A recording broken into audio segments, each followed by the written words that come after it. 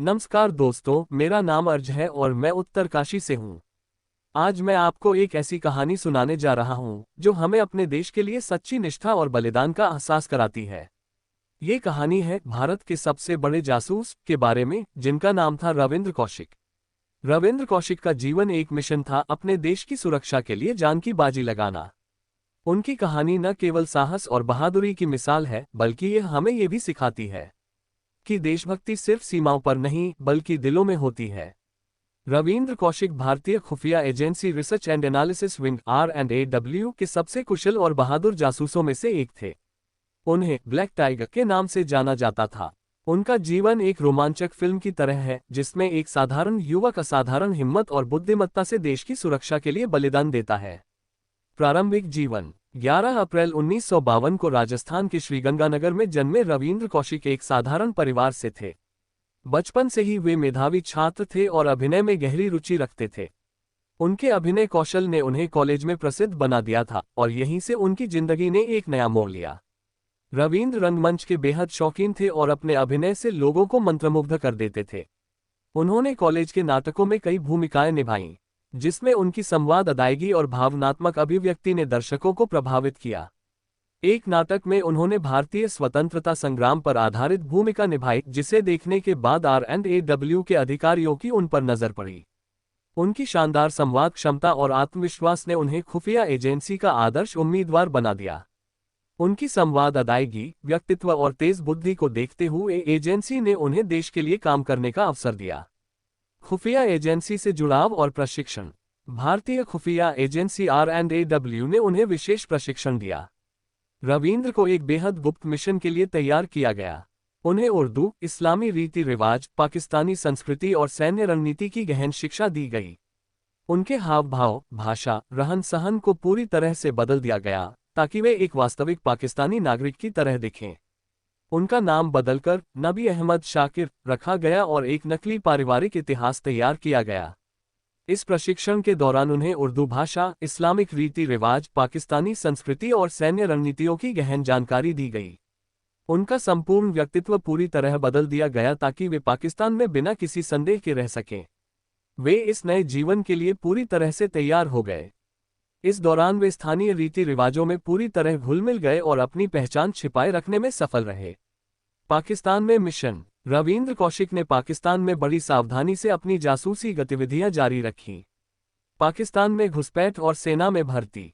सफलतापूर्वक प्रशिक्षण पूरा करने के बाद उन्हें 1975 में पाकिस्तान भेजा गया। वहां उन्होंने कराची विश्वविद्यालय में कानून की पढ़ाई की और स्थानीय लोगों के बीच घुल मिल गए।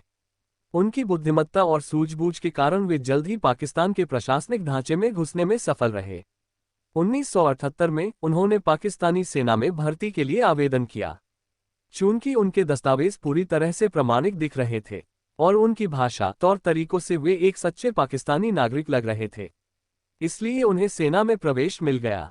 शुरुआती दिनों में उन्होंने सैन्य प्रशिक्षण लिया और अपनी रणनीतिक समझ के चलते अधिकारियों का विश्वास जीत लिया।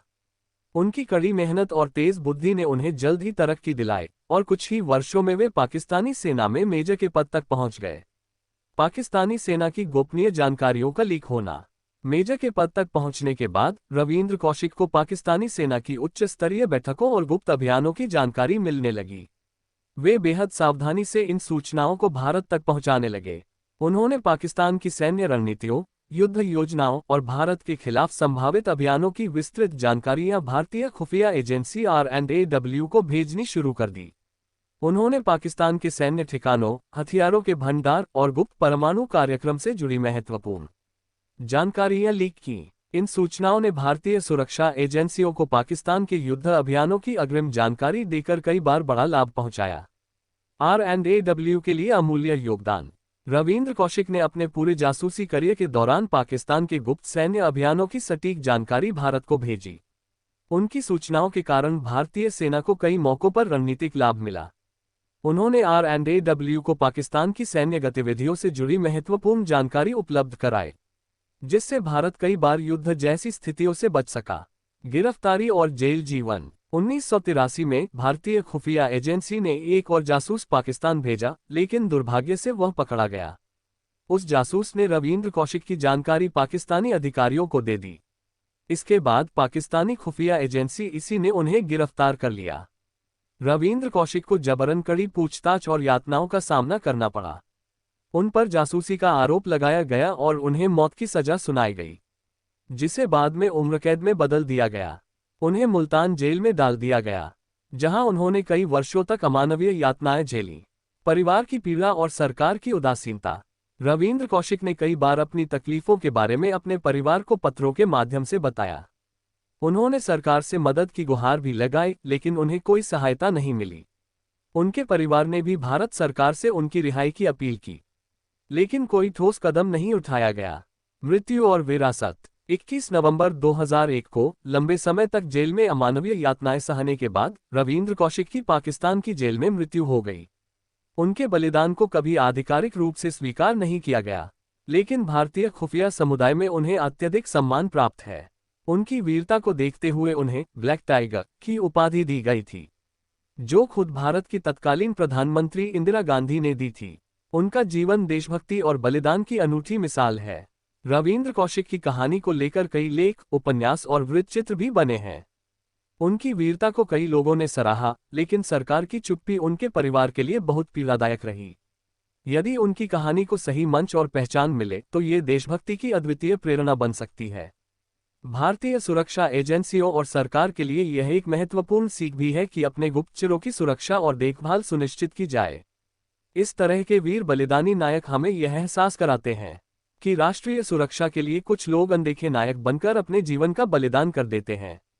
देशभक्ति। रविंद्र कौशिक का जीवन हमें प्रेरित करता है कि चाहे कितनी भी कठिनाइयां आए, अपने देश और कर्तव्य के प्रति निष्ठावान रहना ही सच्ची देशभक्ति है।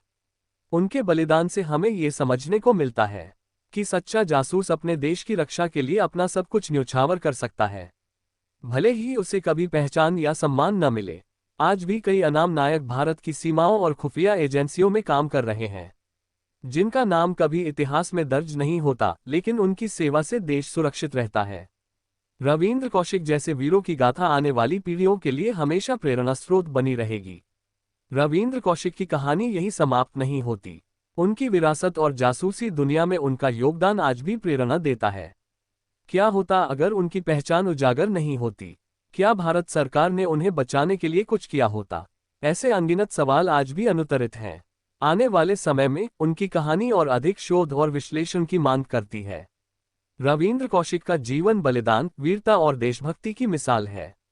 उनकी कहानी आने वाली पीढ़ियों के लिए प्रेरणा बनी रहेगी। उनका रंगमंच से R&AW तक का सफर दिखाता है कि एक व्यक्ति की प्रतिभा और समर्पण उसे असंभव लगने वाले मिशनों तक पहुंचा सकता है। पाकिस्तान की सेना में भर्ती होकर वहां से भारत के लिए गुप्त सूचनाएं भेजना उनकी सबसे बड़ी उपलब्धि थी।